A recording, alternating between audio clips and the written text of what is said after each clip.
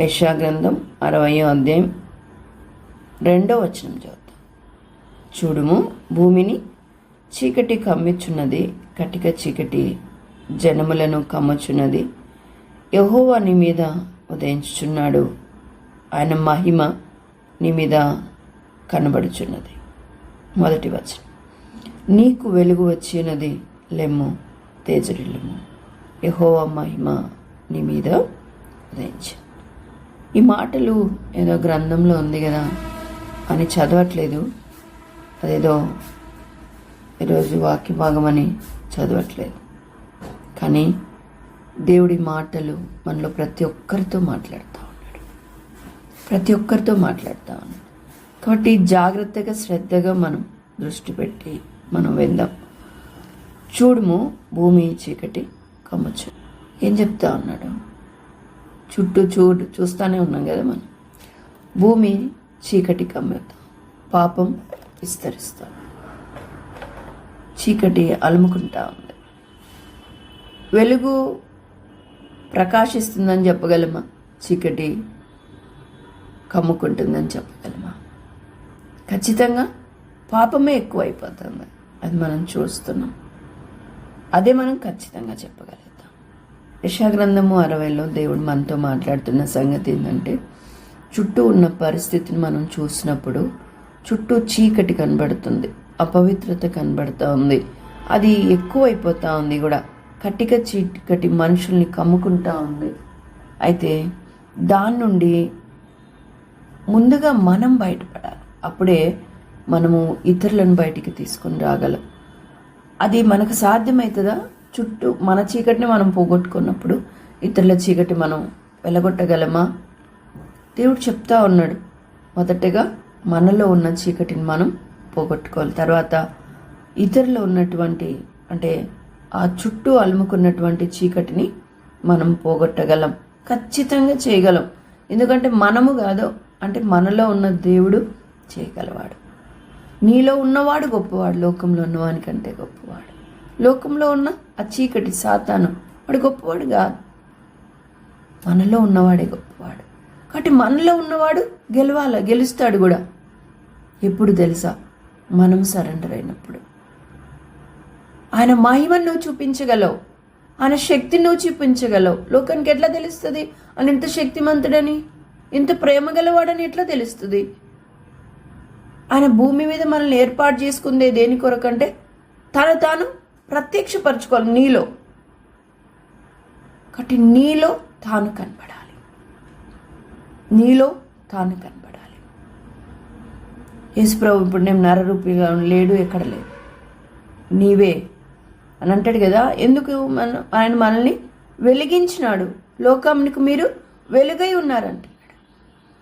లోకంలో చీకటి ఉంది, పోట్లే, అదే చీకటి ఎక్కువైతుంది. కారణం ఏంది అనంటే మనము వెలగట్టం లేదు.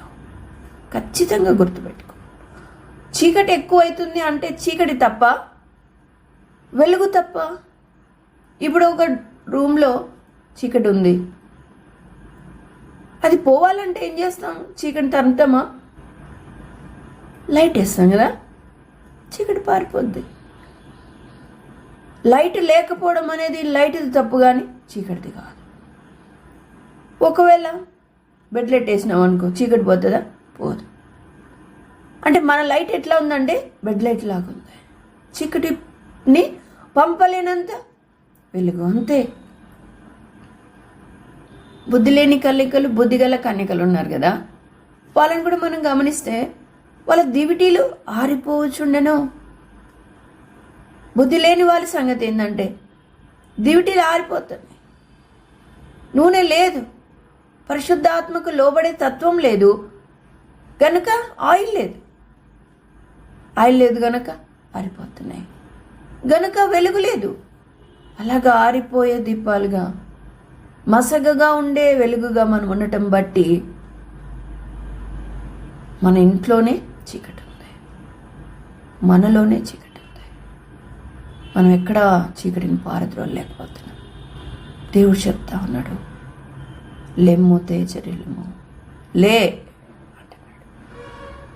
దేన్ని బట్టి? నీ శక్తిని బట్టి కాదు, నీలో ఉన్నవాడు గొప్పవాడు. ఆయనను బట్టి నువ్వు లేవాలి. తేజరిల్లు అంటే ఏంటి తెలుసా? అంతకంతకు వెలగడం, తేజరిల్లడం అంటే. చూడండి, ఒక మాట చూస్తాను. సామెతల గ్రంథం 4వ అధ్యాయం. నీతిమంతులు ఇట్లా ఉంటారంట, మనం కూడా అట్లా ఉండాలని చెప్తున్నాడు. 18వ వచనం.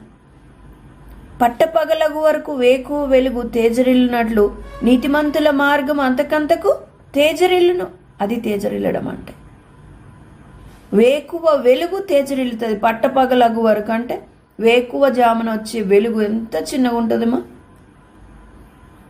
అసలు సరిగ్గా కనపడదు, మసమస, కానీ లైట్ స్టార్ట్ అయింది. అది ఎలా తేజరిల్లుతుంది అంటే పట్టపగలగు వరకు అంటే మిట్ట మధ్యాహ్నం ఎట్లుంటుంది? చీకటి ఎక్కడన్నా మసగా కనబడుతుందా? ఎక్కడికో పారిపోయింటుంది చీకటి. పట్టపగలగు వరకు ఆ వేకు వెలుగు తేజరిల్లుతూ ఉంటుంది. అధికమవుతుంది. పట్టపగలు ఎంత వెలుగు వచ్చేస్తుంది. చీకటి దాని ఎదుట నిలబడలేదు. అర్థమైందా? నీతిమంతుడు అలాగ అంతకంతకేమవుతాడు? తేజరిల్లుతాడు.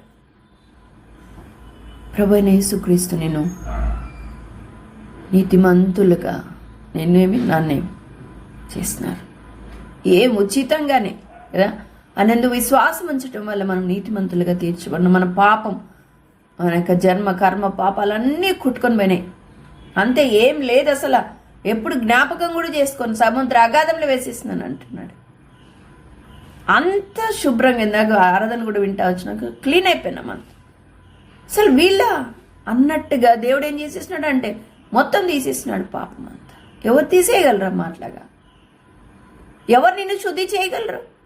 ఆయనే గనా నిన్ను తలంచకపోతే నువ్వు పాపంలో మునిగి నా నిత్య నాశనానికి వెళ్ళిపోవాల్సిందే.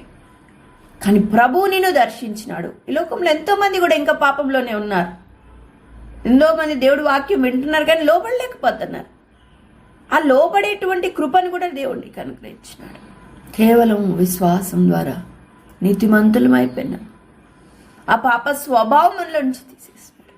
అలాగా పరిశుద్ధపరిచినాడు దేవుడు. పరిశుద్ధపరిచిన మనం ఎలాగ జీవించాలి?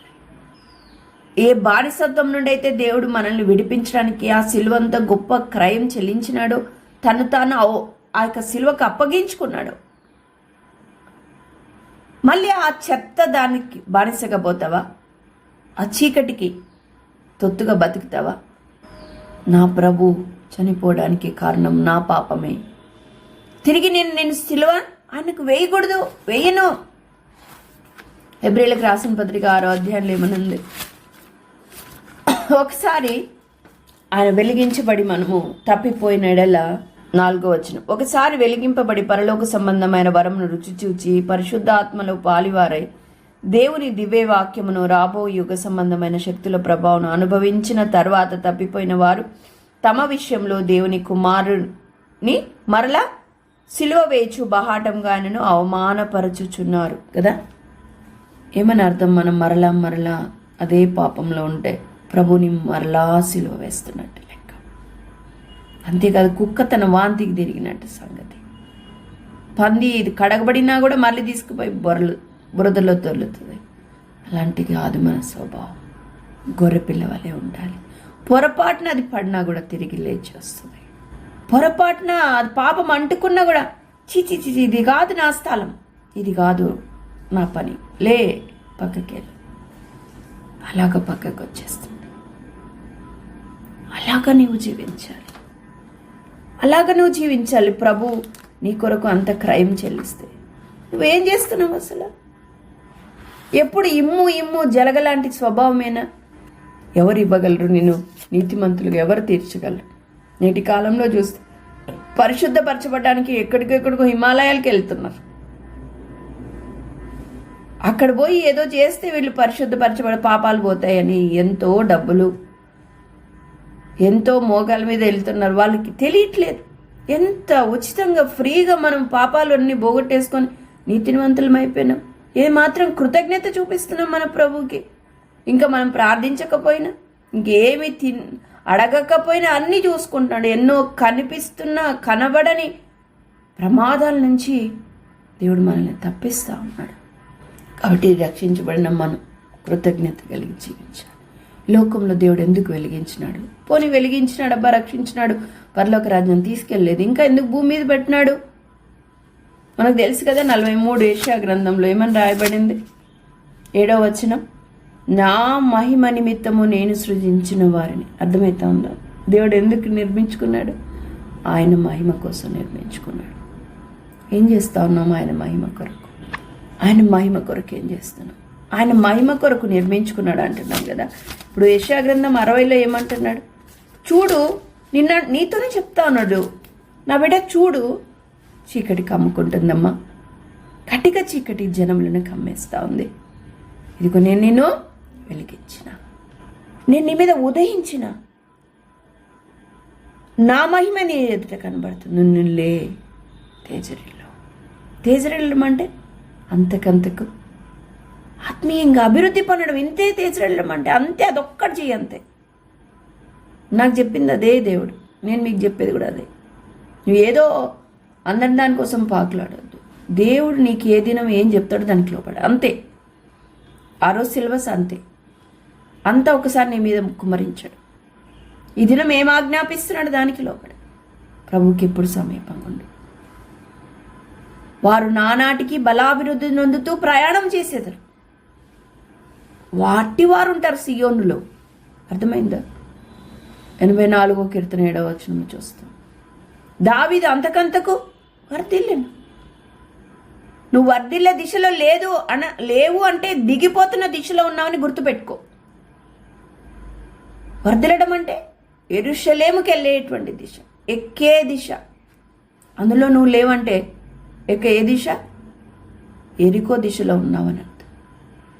దిగిపోతున్నావు, మునుపటి వల్లే లేవు నువ్వు అంటే ఏమని అర్థం?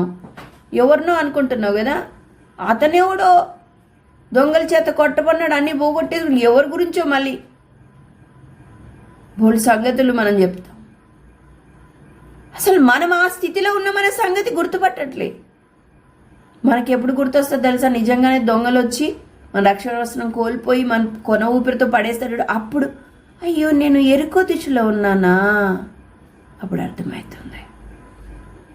అలా కాదు, ప్రతిదినం కూడా నీ ప్రవర్తనను జాగ్రత్తగా చూసుకో. నిన్నటి వల్ల ఈరోజు నేనున్నానా? నిన్నటి కంటే దిగజారిపోయినానా? నిన్నను ఫలానా విషయంలో నేను తప్పు చేసినానే, అది దినాన్ని నేను సరి చేసుకున్నానా? సరి చేసుకున్నట్టయితే ఎదిగే దిశలోనే ఉన్నా. నేను అబద్ధం చెప్పిన ఫలానా విషయంలో ఈరోజు నేను అబద్ధం చెప్పకుండా దేవుని మీద ఆధారపడి విజయం పొందిన యెరూషలేము దేశం. చాలా జాగ్రత్తగా ఉండవు. అలాగ నువ్వు ఆత్మీయంగా ఎదుగుతూ ఉంటే తేజరిల్లుతున్నట్టు లెక్క. వెలుగు నీలో అంతకంతకు అధికమవుతుంది. ఇదేనమ్మా ఇతరులోని చీకటి పోగొట్టేదే. నువ్వు వెలగకుండా ఉట్టిగా కథలు చెప్పుకుంటా, ఉట్టికే ప్రార్థన చేసుకుంటా, నీ ప్రవర్తనలో మార్పు లేకుండా నువ్వు ఎన్ని సంగతులు చేసినా అంత శుద్ధ వేస్ట్. నీలో కనపడాలా వెలుగు, నీలో కనపడాలా ప్రభు. ఈ లోకం ఎట్లా చూడగలదు ప్రభుని, ఆయన ప్రేమని నీలోనే. కాబట్టి నీకు కలిగిన తలాంతులు కానీ, నీకు ఏదైనా కానీ, తిమోతికి చెప్తాడు కదా, తిమోతి నా వల్ల నీకు వచ్చిన వరాలను నువ్వు ప్రజ్వలింప చేసుకో. ఏ తలాంత నీకుందో అది ప్రజ్వలింప చేసుకో. ఏది ఇచ్చాడో దాన్ని సానబట్టు, తగిన దినాన అది ఉపయోగించబడుతుంది. నేను చెప్తా వచ్చినాను కదా, నాకు ఒక్కటే గురి, ఏమి దిక్కుతోచని ఎడారి లాంటి పరిస్థితిలో నీకు ప్రవర్తన వరం ఉంది అన్న. అదే గుడ్డిగా ఇంకా అదే చేస్తా ఉన్నాను అంతే. ఇంకా నాకు ఉండేది ఇదే కాబట్టి నేను క్రమంగా పోవాలి. ఎట్లా అంటే నాకు బాగలేకపోయినా కంపల్సరీ వెళ్ళిపోయేదాన్ని. ఎందుకంటే నేను మిస్ అయితే ఆడ ప్రవర్తన అనేది మిస్ అయిపోతుంది, మిగతా వాళ్ళు వెనక్కి జారిపోతారేమో అన్న భయం. దాని కొరకు నేను వెళ్ళేదాన్ని. దేవుడు 2 రకాలుగా బాగుపరుస్తా వచ్చిన, నన్ను బాగుపరుస్తా వచ్చిన. అప్పగించిన ఒక పని చేయడం వల్ల నమ్మకంగా అనేకం అనుగ్రహిస్తూ వచ్చిన. ప్రార్థన చేయడానికి నేర్పించిన, తర్వాత సండే స్కూల్, తర్వాత VBS, తర్వాత స్త్రీల కూడి, తర్వాత సువార్తలు, తర్వాత ఇట్లాగా, తర్వాత వేరే వేరే గ్రామాలకు వెళ్ళి వాక్యాలు చెప్పడం, ఇవన్నీ ఒకదాని వెంట ఒకటి. ఎప్పుడు వస్తాయి ఇవన్నీ సంగతులు అంటే క్రమక్రమంగా ప్రభులో అభివృద్ధి పొందుతూ ఉండాలి. క్రమక్రమంగా ఏ రోజు సంగతి ఆ రోజు మనం సరి చేసుకుంటూ వెళ్ళాలి. చాలాసార్లు మనం న్యూస్ పేపర్ విన్నప్పుడు ఎంతో దుఃఖం వస్తుంది. యవన బిడ్డలు ఆ యొక్క గోదావరిలో పడిపోవడం, యవన బిడ్డలు ఇంకా ఏదో కారు డాష్ కొట్టి మనం చూస్తూ ఉన్నాం కదా, వింటూ ఉన్నాం, కళ్ళారా చూస్తూ ఉన్నాం. చూస్తున్నప్పుడు ఎంత దుఃఖం అవుతుంది, వేదన అవుతుంది. అయ్యో ప్రభువా అంట. అంతేనా? ఇంకేం లేదా? ఇంకేం ఆలోచించవు దానికోసం? నీ ద్వారా ఆ కార్యాలు, ఆ చీకటి కార్యాలు లేకుండా నువ్వు చేయగలవు. దేవుడు నీ ద్వారా చేయగలడు. ఆయనకు అసాధ్యమైంది ఏది లేదు. నువ్వు లోపడితే నువ్వు చూస్తావు. అలాంటి వాళ్ళు ఎంతోమంది, మనలాంటి వాళ్ళు తేజరిలని కారణాన మరణానికి గురైపోతున్నారు. కారణం వెలుగుదే తప్పు, సరిగా వెలగకపోవడమే. మన మట్టుకు మనం సరిగా ఉంటే ఎన్ని సరి చేయబడతాయి. సరి చేసుకుందాం. ఇంతకాలం ఏదో స్వార్థంగా నా కోసం నాకు అది కావాలా, నాకు ఇది కావాలని చల్లకి పక్కన సంగతి పక్కన పెట్టి మొదట ఆయన రాజ్యం, నీతి వెతుకప్పుడు అవన్నీ నీకు అనుగ్రహించబడతాయి. ఆయన అన్యాయస్తుడు కాదు. తన సొంత కుమారుని నీకు ఇచ్చినవాడు ఆయనతో పాటు సమస్తం నీకెందుకు ఇవ్వడు? ఇస్తాడు. వాళ్ళకి ఏదో ఇవ్వాలా, వాళ్ళు ఇచ్చినారు కదా అంటావు. నా ప్రభు నీకు ప్రాణమే ఇచ్చినాడు కదా, ఏమి ఇస్తా ఉన్నావు? ఆయన కొరకు నమ్మకంగా బతుకమ్మ చాలు. వెలుగు నీలో కలిగి ఉండమ్మా చాలు. నీ రహస్య క్రియలు తీసివే. సైతాను ప్రభు ఎదుట ప్రభుని అవమానపరిచేటట్లు చేయొద్దు. సామెతల గ్రంథము 27:11 నా కుమారుడా, జ్ఞానమును సంపాదించి నా హృదయమును సంతోషపరచుము, అప్పుడు నన్ను నిందించి వారితో నేను ధైర్యంగా మాట్లాడు. చూసారా? అంటే ఏమని ఎవరు చెప్తున్నా? నా కుమారుడు అని యేసు ప్రభు చెప్తా ఉన్నాడు. నువ్వు జ్ఞానం సంపాదించు, అప్పుడు నా హృదయానికి సంతోషం వస్తుంది అంట. ఇంత మంచి దేవునికి సంతోష పెట్టాలని లేదా నీకు? అంత మంచి దేవుడు. ఆయన కూడా ఏదో ఆయనకి సంపాదించి పెడితే నీవు జ్ఞానంగా ప్రవర్తిస్తే, నీ లోక జ్ఞానం కాదు, ఈ మూర్ఖత్వపు జ్ఞానం కాదు, దైవికమైన జ్ఞానం నువ్వు సంపాదిస్తే నా హృదయానికి సంతోషంగా ఉంటుంది. అప్పుడు నన్ను నిందించే వారితో నేను ధైర్యంగా మాట్లాడతాను అంటున్నాడు. ఎవరు నిందించేవాడు? సాతాను. నువ్వు మూర్ఖంగా ప్రవర్తిస్తుంటే, నువ్వు నీచంగా ప్రవర్తిస్తుంటే, నువ్వు అపవిత్రంగా ప్రవర్తిస్తుంటే, నువ్వు చీకటి క్రియలు చేస్తూ ఉంటే నిందించేవాడెవరు? ప్రభుని. సాతాను. చూసావా? వీడి కోసమా నువ్వు ప్రాణం పెట్టింది? వీడి కోసమా ప్రభు దగ్గర, తండ్రి దగ్గర విజ్ఞాపన చేస్తూ ఉన్నావు?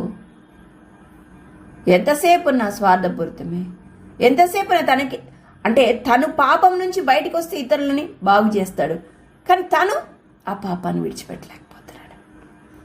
ఇతరుల కోసం అది త్యాగం చేయలేకపోతున్నాడు. ఈ వ్యసనాన్ని విడిచిపెట్టలేకపోతున్నాడు. వీని కోసమా ఇన్ని సంగతులు దాచిపెట్టిండేదని నిందించేవాడుగా ఉన్నాడు సాతాను. ప్రభుని సంతోషపెట్టే జీవితాన్ని మనం కలిగి ఉందాం. ప్రభు చెప్తా ఉన్నాడు, నీ మీద నా వెలుగు కనబడుతుంది, లే తేజరిల్లు అని చెప్తా ఉన్నాడు. దినదినము అభివృద్ధి పొందడానికి ప్రయత్నం చేద్దాం. నానాటికి అభివృద్ధి పొందుదాం. ప్రభు ఎంత మనకు నేర్పుతాడో అంత ఆ దినం మనం నేర్చుకుందాం. వెనక్కి తగ్గేదే లేదు. ఎంత నేర్పిస్తే అంతే. మళ్ళీ అంటే వెనక్కి కొంచెం విషయంలో, ఈ విషయం మాత్రం అట్లాంటివి ఎక్సెప్షన్స్ ఏమొద్దు. అలాగున సంపూర్ణంగా ప్రభు చెప్పింది మనం వింటూ లోబడుతూ ముందుకు సాగితే అప్పుడు దేవుడి కార్యం మన ద్వారా జరిగించుకుంటాడమ్మా. మోకరించి ప్రార్థన చేయమని చెప్తాం కదా, మనలో ఎంతమంది చేస్తూ ఉన్నాం? నేను అడగను, వ్యక్తిగత ప్రార్థన చేయమని చెప్తున్నాను కదా, ఎంతమంది చేస్తూ ఉన్నాం? కనీసం 2 గంటలు చేయమని చెప్పాను. ఆడవాళ్ళకి ఇంట్లో ఉన్న పనుల కంటే మగవాళ్ళకి చాలా తక్కువ. అట్లా కంపారిజన్ కూడా వద్దులేండి. ప్రభువుని చూస్తాం, ఎంత విస్తారమైన పని అయినా కానీ మోకాళ్ళుని ప్రార్థిస్తాడు. 3 సందర్భాలు ఒకటి చూపించి ముగిస్తాను నేను. మత్తయి లూకాసు వార్త 23 ఇదేనా 22వ అధ్యాయం 41. వారి యొద్ద నుండి రాతివేత దూరం వెళ్ళి మోకాళ్ళని ప్రభు ప్రార్థన చేశారు. మోకాళ్ళని ప్రార్థన చేస్తూ ఉన్నాడు. అసలు నిజంగా వక్సింగ్ అంకుల్ లాంటి వాళ్ళు చాలాసార్లు మనకి క్లిప్పింగ్స్ వస్తాయి కదా, ఇద్దరు పట్టుకొని వస్తారు, నడిపించడానికి కూడా కష్టం, అయినా కూడా కుర్చీ పట్టుకొని ఆయన మోకరిస్తారు. అదేదో మాదిరిగా అందరికి చూపించాలని కూడా కాదు, నిజం ఆయన తండ్రిని గౌరవించే విధానం అదే. అలాగ మోకరిస్తేనే మన ప్రార్థన ప్రభు సన్నిధికి చేరుతుంది. నేరుగా ప్రభు కూడా నీతో మాట్లాడతాడు, ఆయన నీలో ఉండి కార్యం చేస్తాడు. ఒకవేళ నువ్వు అందరి చుట్టూ అవమానం అనుకుంటుంటావు కదా, అది ముందు జయించాలి దాన్ని. చూడండి ఇక్కడ లూకాసు వార్త 22వ అధ్యాయం 39లో మనం చూస్తే, వారి యొద్ద నుండి రాతివేత దూరం వెళ్ళి మోకాళ్ళని 41లో మనం చూసాం. అంటే ఆ పరిస్థితి ఏంటంటే ఎంతో మరణానికి నెక్స్ట్ అతను వాళ్ళు వచ్చి తీసుకెళ్తారు. యేసుప్రభు ఎంతో దుఃఖంతో వేదనంతో ఉన్నాడు. ఆయన చెమట రక్త బిందువుల వలె ప్రవహిస్తాం. అట్లాంటి సమయంలో మనం ప్రార్థన చేస్తామా, నాకు చాలా బాగలేదు, నాకు చాలా దుఃఖంగా ఉంది, అసలు ఈరోజు నేను ప్రార్థన చేయాలి, పడుకుంటాను. ప్రార్థన చేస్తే కానీ కూర్చొని చేస్తాను. ఎక్కువసేపు చేయలేను, నాకు చాలా దుఃఖం, 2 నిమిషాలు చేస్తాను. నా ప్రభు నన్ను అర్థం చేసుకుంటాడు. అయితే ఆ బాధ కానీ ఆ వేదన కానీ యేసు ప్రభు మోకరించకుండా అడ్డుకుందా చెప్పండి? యేసు ప్రభు మోకరించినాడు. ఏది కూడా యేసు ప్రభు ప్రార్థనకు అడ్డు రాలేదు, అది గుర్తుపెట్టుకోండి. మనకి ఏ దుఃఖం ఉన్నా ఆయనకున్న దుఃఖానికంటే ఎక్కువ దుఃఖం మనకు వస్తుందా? ఇంట్లో ఏదో సమస్య వస్తే మోకరించం, ప్రార్థన చేయము. ఏది ఉన్నా మన మోకాల జీవితానికి అడ్డు రాకూడదు. ఇంకా మనకు దానియేలు కూడా మనం చూస్తాం కదా, చంపుతారు నిన్ను ప్రార్థన చేస్తే అంటే పర్వాలేదు, నేను మాత్రం ప్రార్థన ఆపను, మోకరించే ప్రార్థన చేస్తాను. మోకాలుని ముమ్మారు అస్సలు దానికి నువ్వు సింహాల గుహలో కదా ఇంక దేంట్లో వేసుకున్న చింతలే, నేను మాత్రం ఆపేది లేదు. అంటే ఎవరొచ్చి నన్ను చంపినా నా మోకాల జీవితం మాత్రం మారదు. దానియేలు అంటే నీకెంత దుఃఖమున్నా మోకాల జీవితం ఆపొద్దు, నువ్వు ప్రార్థన చేస్తే చంపుతా, మోకరిస్తే చంపుతా అనే వాళ్ళున్నా మోకాల జీవితం మానద్దు. పౌలు ఉంటాడు, పౌలు కూడా అక్కడ ఓడ ఎక్కించడానికి వాళ్ళందరూ వస్తారు, అపొస్తలుల కార్యం అనుకుంటా. వస్తే అక్కడ మోకరిస్తాడు ఆయన ఆ ఇసుకలో. ఎంత ఆశ్చర్యం వేస్తుందో. యెరూషలేంకి వెళ్ళేటప్పుడు అందరు వచ్చి దుఃఖపడతా ఉంటారు. అపొస్తలుల కార్యం 20వ అధ్యాయం 36వ వచనం. అతడు ఇలాగు చెప్పి మోకాలుని వారందరితో ప్రార్థన చేసిన. అప్పుడు వారందరూ చాలా ఏడ్చిరి. మీరు ఇక మీదట నా ముఖము చూడరని అతడు చెప్పిన మాటకు విశేషంగా దుఃఖించి పౌలు మెడ మీద పడి అతన్ని ముద్దు పెట్టుకొని వారు ఓడ వరకు అతన్ని సాగనంపిరి. అలాగున అంటే ఆ ఓడను ఎక్కించడానికి వెళ్ళినారు వీళ్ళు, అక్కడికి వచ్చినారు. అక్కడ కూడా అందరి ముందు మోకాళ్ళుని ప్రార్థన చేస్తున్నాడు పౌలు. మనం ఎవరైనా పక్కన ఏమనుకుంటారో, ఎంత భక్తిపరుడు అనుకుంటారో అనుకొని మోకరించు. అక్కడ ఎవరు గెలుస్తున్నారు తెలుసా? సాతాను గెలుస్తున్నాడు. మనకు ఆ తలంపు పెట్టి మోకరించకుండా చేస్తున్నాడు, వాడు గెలుస్తున్నాడు. ఏమీ లే, ఇక్కడ మోకరించకపోతే మన ఇంట్లో మోకరిస్తాం కదా. ఇప్పుడు పౌలు అందరి ముందు వద్దు బాబు, మనం చర్చిలో మోకరించుకుందాం అంటాడా? నా ఇంట్లో పర్సనల్గా మోకరిస్తానంటాడా? మాదిరి ఉంచినారమ్మ వీళ్ళందరూ మనకు. అంతెందుకు, అందుకనే బక్సింగ్ అంకులు సువార్తకి వెళ్ళినా అక్కడ కింద బురదున్నా మోకరించి ప్రార్థించేవాళ్ళు. మనం మోకరించి ప్రార్థన చేయడానికి వాళ్ళు ఏమనుకుంటారు? ఇవ సంగతులన్నీ మనల్ని ఆపడానికి శత్రువు చేస్తున్న ప్రయత్నాలని గుర్తుపట్టాలి. నిజంగా మోకరించినప్పుడు ఎట్లా ఉంటుందో నీకు తెలుసు. ఆ శక్తి నువ్వు పొందుకోకుండా శత్రువు అడ్డుకుంటున్నాడు. ఏ ఒక్క ఛాన్స్ వానికి ఇవ్వద్దు, ఏ ఒక్క విషయంలో వాడికి లోపడద్దు. ప్రభు మాటలకి నువ్వు లోబడు, వెంటనే లోబడుతూ ముందుకు సా. అప్పుడు నువ్వు అంతకంతకు వర్ధిల్లుతావు, తేజరిల్లుతావు. నీకు తెలియకనే నీ వెలుగు వల్ల అనేక మంది రక్షించబడతారు, అనేక మంది సరిచేయబడతారు. దేవుడి మాటలు మన కొరకే దీవించుగాక. ఆమేన్.